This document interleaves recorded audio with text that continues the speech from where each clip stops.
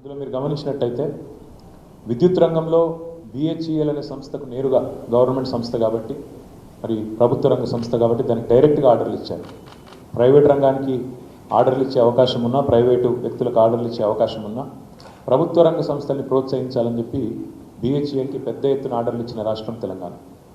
అదేవిధంగా జీవిత బీమా ప్రవేశపెట్టినప్పుడు, రైతు బీమా భారతదేశంలో ప్రపంచంలో ఎక్కడా లేని విధంగా ప్రవేశపెట్టినప్పుడు వేరే ఇతర ప్రైవేట్ ఇన్సూరెన్స్ సంస్థలున్నా ఎల్ఐసికి పెద్దపీట వేసి ఎల్ఐసి ద్వారానే రైతు బీమా చేయించిన నాయకుడు కేసీఆర్ గారు. తర్వాత నేతన్నకు బీమాని తీసుకొచ్చిన దాన్ని కూడా ఎల్ఐసికి అప్పచెప్పిన నాయకుడు కేసీఆర్ గారు. ఇట్లా ఎన్నో సందర్భాల్లో మరి ప్రభుత్వ రంగ సంస్థల పట్ల తన నిబద్ధతను మాటల ద్వారా కాకుండా చేతల ద్వారా చెప్పిన నాయకుడు కేసీఆర్ గారు. అది బిహెచ్ఈఎల్ కావచ్చు, ఎల్ఐసి కావచ్చు, ఇతర సంస్థలు కావచ్చు.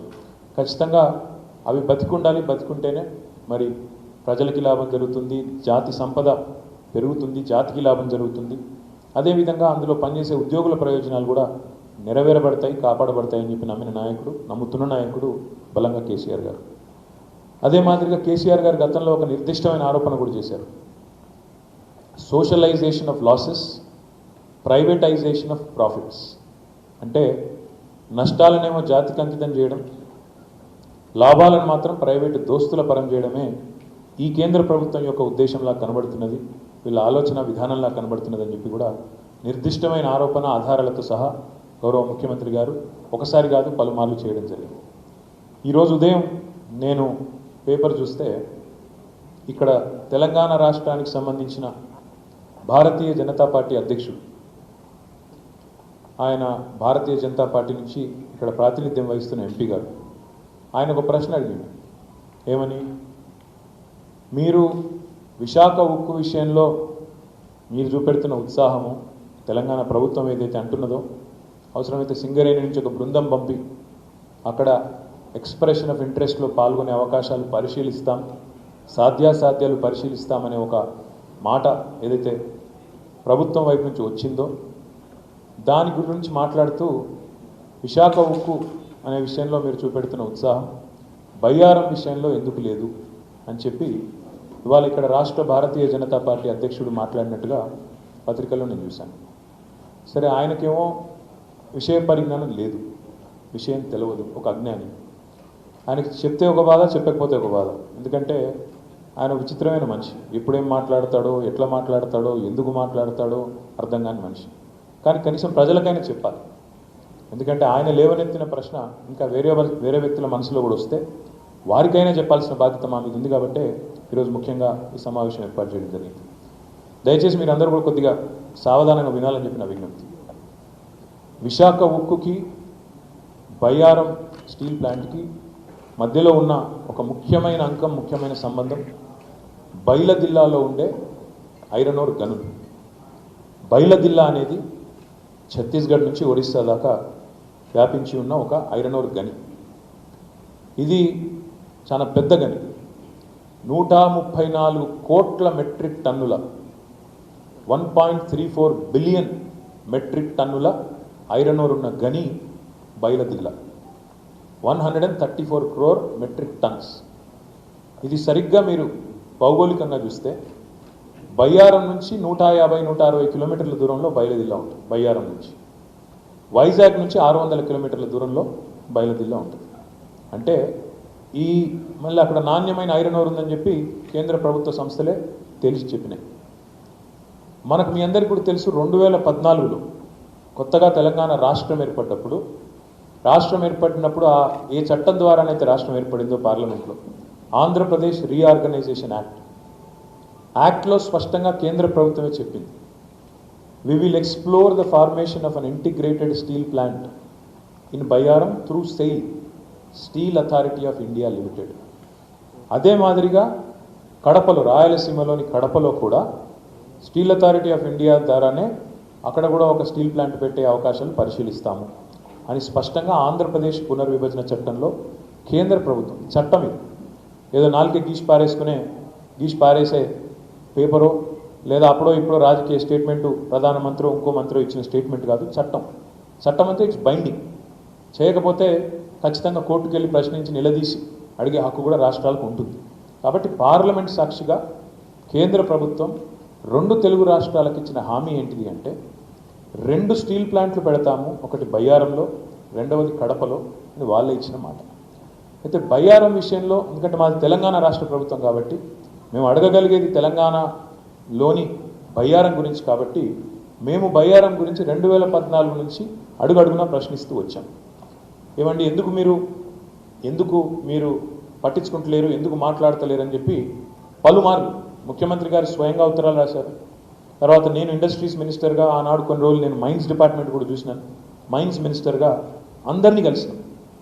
ఆ కేంద్ర మంత్రులు ఇక్కడ ఆయన స్వయంగా బీరేందర్ చౌదరి గారైనా అప్పుడు స్టీల్ మినిస్టర్ ఉండే, ఆయన ఎన్ఎండిసి 50th యానివర్సరీకి వస్తే ఇక్కడనే హైదరాబాద్లో అడిగినాం ఆయన, సార్ మీరు స్టీల్ ప్లాంట్ పెడతామన్నారు, బయ్యారంలో ఎందుకు పెడతలేరు? ఆయన ఏమన్నాడు, బయ్యారము సాధ్యాసాధ్యాలు పరిశీలిద్దాం కానీ కొత్తగూడెంలో ఒక ప్లాంట్ పెడతాం, ఇంకోటి పెడతాం, స్క్రాప్ బేస్డ్ స్టీల్ పెడతాం, స్పంజ్ ఐరన్ ప్లాంట్లు పెడతాం, ఇవన్నీ రికార్డులో ఉన్నాయి, మీరు దొరుకుతారు. మీకు కూడా కొద్దిగా మీ ఛానళ్ళలో వెనక పోయి తీస్తే అన్ని బయట దొరుకుతాయి మీకు. తర్వాత ఇక వీళ్ళు వాళ్ళతో ఏందని చెప్పి నేను స్వయంగా ప్రధానమంత్రి గారి టైం అడిగి, నేను ఇండస్ట్రీస్ మినిస్టర్గా ప్రధానమంత్రి గారి టైం అడిగి, ఇది ఆ రోజు వచ్చిన వార్త, జూన్ 2018 అప్పటి వార్త. ఇది ప్రధానమంత్రి గారిని స్వయంగా కలిసి బయ్యారం మీదే మాట్లాడాను. మీరు ఆ రోజు వార్త కూడా చూసుకోవచ్చు, అప్పటి పత్రికల్లో రిపోర్ట్ అయింది. బయ్యారం ఉక్కు కర్మాగారం మీద నేను ప్రధానమంత్రి గారికి ఆ రోజు చేసిన విజ్ఞప్తి ఏంటంటే, సార్ మీ వాళ్ళు మిమ్మల్ని తప్పుదోవ పట్టిస్తున్నారు, మీరు దయచేసి అర్థం చేసుకునే ప్రయత్నం చేయండి. మీ వాళ్ళు ఏమంటున్నారు, బయ్యారం ఎక్కడైతే ఉన్నదో అక్కడ ఇనుము, అక్కడ దొరికే ఐరన్ ఓరు లో గ్రేడ్ ఉన్నది, తక్కువ గ్రేడ్ ఉన్నది, అందులో ఉండే ఫెరస్ క్వాలిటీ ఏదైతే ఉన్నదో 64% కంటే తక్కువ ఉంది, కాబట్టి ఫీజిబుల్ కాదని చెప్పి మిమ్మల్ని తప్పుదోవ పట్టిస్తున్నారు. సరే ఒక నిమిషం వాళ్ళు చెప్పేది నిజమే అనుకుందాం, కానీ బయ్యారం నుంచి 150-160 కిలోమీటర్ల లోపలనే బైలదిల్లా ఉన్నది. బైలదిల్లా నుంచి మధ్యలో అంతా ఫారెస్టే ఉన్నది. మనం ఒక స్లరీ పైప్ లైన్ వేసుకోవచ్చు. స్లరీ పైప్ లైన్ వేయడంలో కూడా అయ్యే ఖర్చులో తెలంగాణ ప్రభుత్వం కూడా వాటా భరిస్తుంది. 50% మీరు, 50% మేము పెట్టుకున్నట్టయితే బ్రహ్మాండమైన ఐరన్ ఓర్ 134 కోట్ల మెట్రిక్ టన్నుల ఐరన్ ఓర్ అక్కడ ఉన్నది, మంచి నిక్షేపాలు ఉన్నాయి. అక్కడ మీరు బయ్యారంలో కనుక మీరు ప్లాంట్ పెడితే ఒక 15-20 వేల మంది మా పిల్లలకు, మా గిరిజన బిడ్డలకు, ఆ ప్రాంతంలో ఉండే బయ్యారంలో ఉండే బిడ్డలకు అవకాశాలు వస్తాయి, ఉద్యోగ అవకాశాలు వస్తాయి, తెలంగాణ రాష్ట్రానికి కూడా ఆదాయం వస్తుంది, ఒక వెనుకబడ్డ ప్రాంతానికి ఫ్యాక్టరీ వస్తుంది, మీరు ఇచ్చిన మాట నిలబెట్టుకున్నట్టు అవుతుంది. కాబట్టి ఓ 150-160 కిలోమీటర్ల స్లరీ పైప్ లైన్ వేయాల్సి వస్తే ఆ ఖర్చులో కూడా మేము బాటా భరించడానికి రెడీగా ఉన్నాం అని చెప్పి స్వయంగా ప్రధానమంత్రి గారికి నేను 2018లో వివరాలు అప్పటి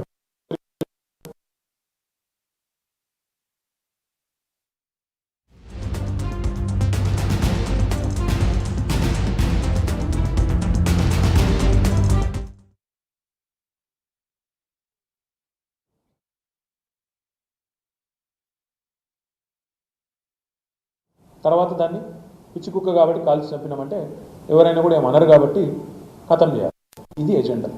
ఆ ఎజెండాలో భాగంగా ఏం జరుగుతుందో ఈరోజు మొత్తంగా చూసినట్టయితే మీరు బయ్యారం విషయంలో ఇక్కడ మేము కేంద్ర ప్రభుత్వం ఇచ్చింది మాట అని చెప్పి మేము మాట్లాడడం మొదలు పెట్టంగానే తెర వెనకాల పెద్దలు ఎవరెవరైతే పాత్రదారులు సూత్రధారులారో వారు కదిలి ఏం చేసిండ్రు వాళ్ళు, ఈ ఆయన ఉన్నాడు, ఇక మీకు తెలుసు, దేశమంతా తెలిసిన వ్యక్తి ఆయన పేరు అదాని. ఇది అదాని గారు ఏం చేసిండ్రు 2018, ఇది కరెక్ట్, మీరు అందరికీ కూడా ఇప్పుడు వివరాలు ఇస్తానని మీరు చూసుకోవచ్చు. అదాని గారు 2018 సెప్టెంబర్లో, నేను కలిసింది జూన్లో, సెప్టెంబర్ 2018లో ఆయన దుకాణం తెరిచింది. ఏం దుకాణం పెట్టిండు, అదాని హోల్లీ ఓన్డ్ సబ్సిడరీ. ఆ సబ్సిడరీ పేరేంది, Bailadila iron ore mining private limited. Bailadila iron ore private limited అనే కంపెనీ, అదాని కంపెనీ పెట్టినాక ఏమవుతుంది, ఆటోమేటిక్గా ఏమవుతుంది మీకు కూడా తెలుసు, నాకు కూడా తెలుసు. ఏం జరిగిందంటే అప్పటిదాకా అంతకంటే ముందు కొంత కథ నడిచింది. ఏమని, ఈ బైలదిల్లాలో ఉండే మన మైన్స్కి సంబంధించి, అక్కడ ఉండే ఐరన్ ఓర్కి సంబంధించి ఏం చేయాలని గతంలో చర్చ జరిగినప్పుడు, అదే 2018 ఏప్రిల్లో ఆ రోజు కేంద్ర ప్రభుత్వం, కేంద్ర క్యాబినెట్లో ఏం నిర్ణయం తీసుకుందంటే, జపనీస్ స్టీల్ కంపెనీలకు, స్టీల్ మిల్స్కి, అదేవిధంగా పాస్కో అనే ఒక సౌత్ కొరియన్ కంపెనీకి బైలదిల్లా నుంచి మేము ఐరన్ ఓర్ సప్లై చేస్తాము అని చెప్పి వాళ్ళు ఒక నిర్ణయం తీసుకొని, కేంద్ర cabinet chaired by Narendra Modi, అందులో ఒక నిర్ణయం తీసుకున్నారు. తీసుకున్న తర్వాత ఇది ఆయన సౌత్ కొరియా ఆయన ప్రధానమంత్రి గారిని కలిసింది, తీసుకున్నారు. తీసుకొని బైలదిల్లా మేము పెడుతున్నాం, మొత్తానికైతే ఐరన్ ఓర్ అక్కడ మైనింగ్ స్టార్ట్ చేస్తున్నామని చెప్పి పెట్టినారు. పెట్టిన తర్వాత ఏమవుతుంది, ఇక్కడ వెంటనే అదాని గారు కంపెనీ పెట్టింది, only own subsidy company Bailadila iron ore mining private limited అనే కంపెనీ ఆయన తెరిచింది. తెరిచిన తర్వాత ఎక్కువ సమయం పట్టలేదు, కేవలం స్వల్ప సమయంలోనే ఇదే అదాని గారు వెంటనే ఏం చేసిండు, కేంద్ర ప్రభుత్వం ఏమో స్టెప్ 1 ఏం చేసింది, వాళ్ళ క్యాబినెట్లో నిర్ణయం తీసుకుంది, బైలదిల్లాలో ఉండే ఐరన్ ఓర్ని జపనీస్ స్టీల్ మిల్లులకు కొరియాకు సంబంధించిన పాస్కో అనే కంపెనీకి ఇస్తాము అని నెంబర్ 1 అక్కడ నిర్ణయం సూత్రప్రాయంగా ఇన్ ప్రిన్సిపల్ తీసుకున్నారు.